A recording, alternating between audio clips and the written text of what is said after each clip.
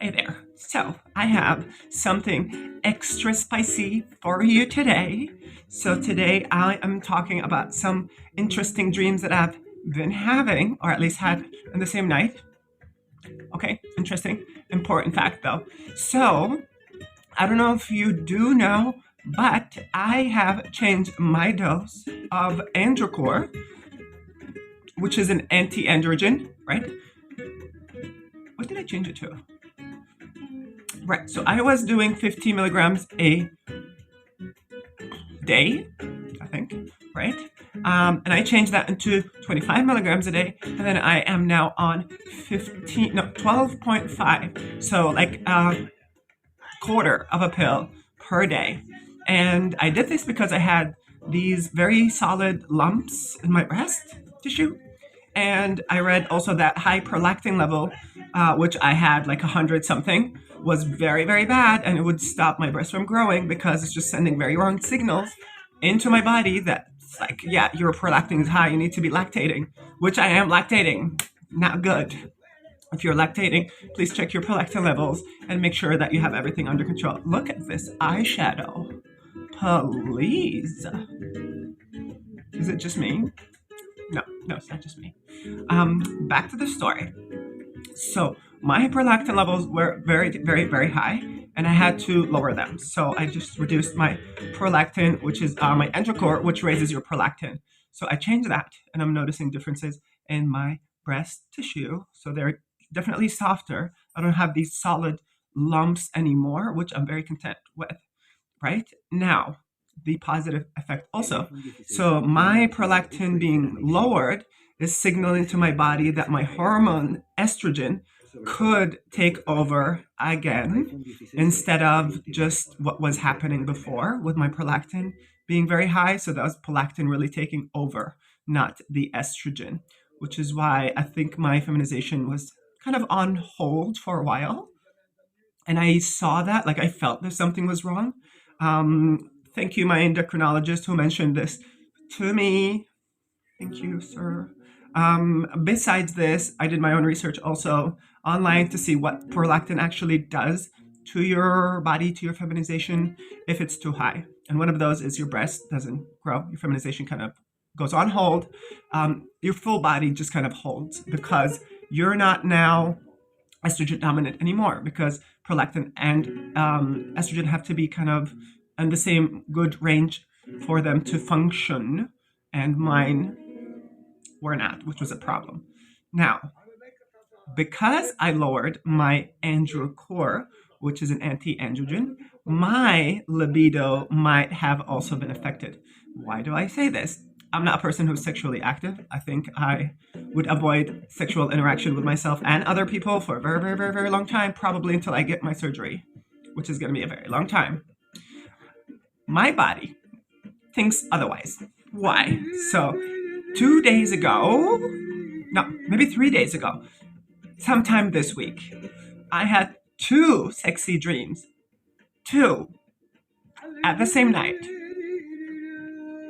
What that saying? So my body was saying, girl, yeah, you can touch yourself, you can not touch yourself.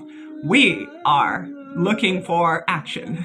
I think my libido is being a bit higher, is sending messages to my body to be a bit more active, which I don't know. I'm still a bit iffy about all this sexuality as a trans person. If you're going through this, also please let me know what you're doing and how is that affecting you. But it's been harsh. It's been rough. And on the other hand, it's actually really nice because I don't have to be dealing with anyone from the dating scene. I don't have to go out and meet people because my body, my urges are just pushing me to go do things that I do not want to do. Does that make sense? So eventually, it's kind of double-edged sword. But because I lowered this, my body now is asking for more. So my signal was these two dreams. The first one was a bit weird. Why? What I remember was we were just sitting on a couch somewhere, and this person was sitting next to me on the couch holding a very cold water bottle. right? And I was just sitting there and I'm seeing him like in distress. I'm like, why is this person playing with his crotch a lot?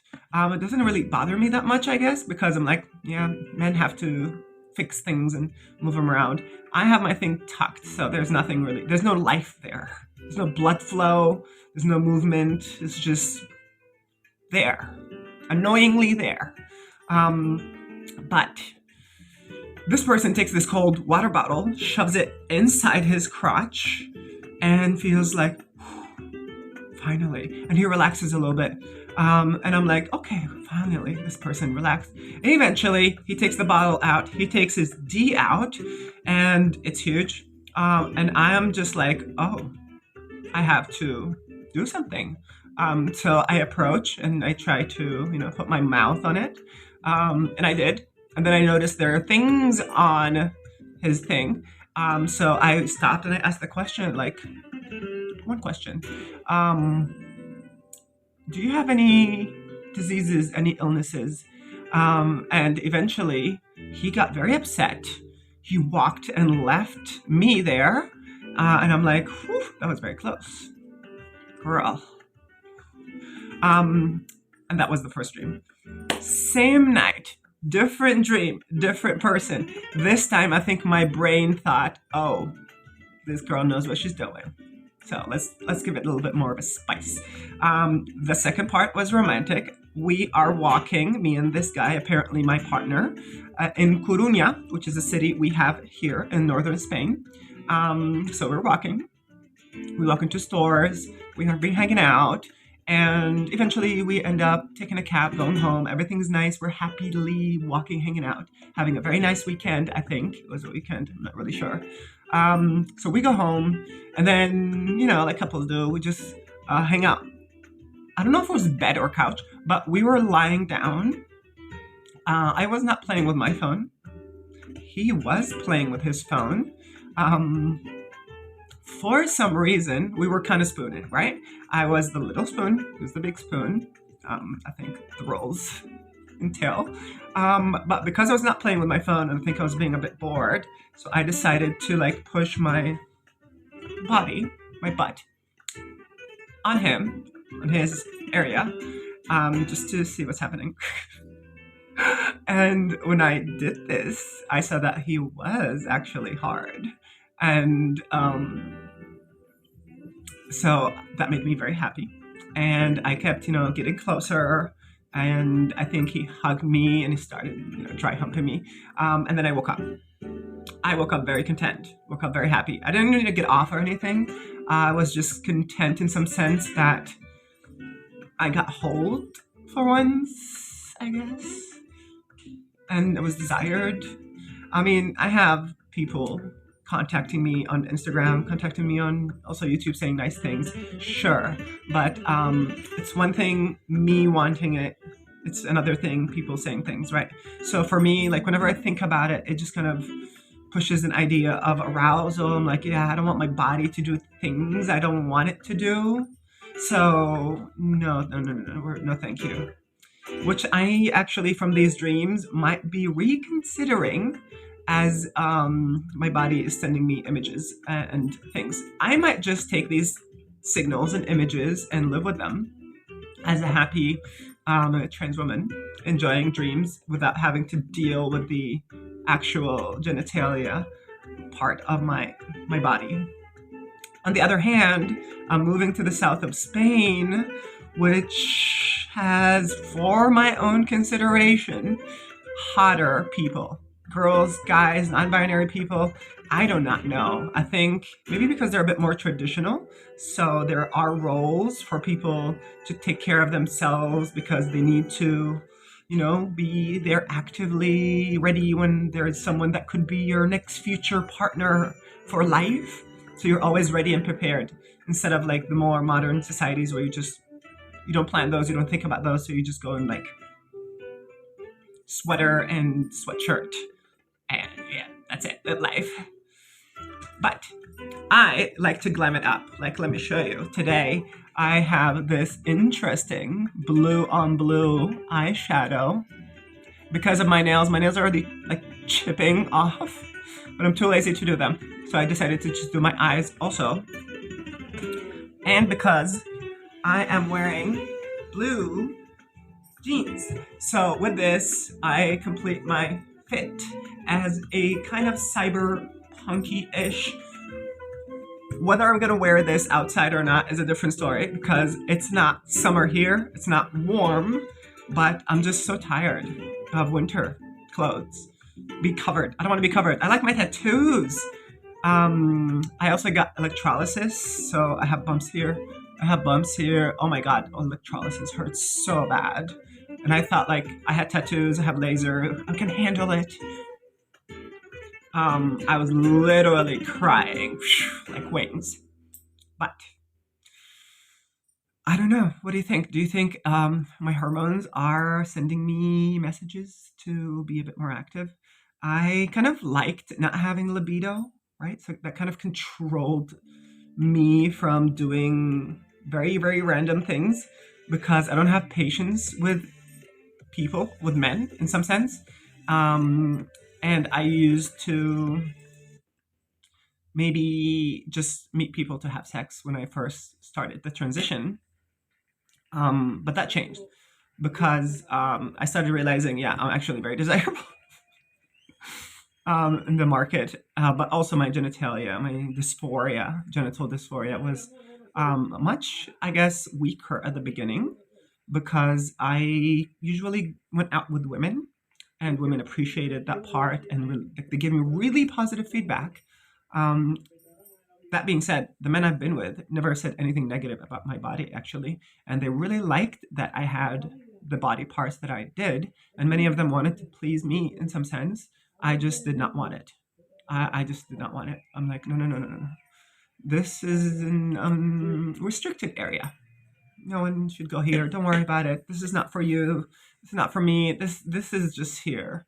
And this is a phrase that I keep telling myself, asking myself for the past months is whenever because I'm tucking in general, and sometimes, most of the times, I have bruises down there because when I sit and it's tucked, they get pulled, so this area gets bruised, and I have like a bunch of bruises here, like the top of my pubes, like bottom part, and I just like keep screaming like, "Why are you here? Why are you here? Why are you here?" Like I cannot get the surgery for years, and I have to like suffer through these bruises. So the question becomes, do I stop tucking? My answer, no. No, we won't. I think I rather be bruised than injured. At least I need to clean it so that doesn't get infected than not tuck and have a bulge and not be bruised. Yeah, a bit weird. I don't know, a bit shocking. I don't know. What you think? Okay, so back to the arousal part. I think my body is sending me messages which are due to my change of dosage. If you're trans or if you're a person who has hormonal changes, if you're a woman, cis biological woman, do you? I know you do. Like in your luteal phase or something, maybe before that, right before your period hits, you have this phase where you're just like on it, like I'm ready, let's make babies. You might not want the babies, but your body is literally sending you the messages.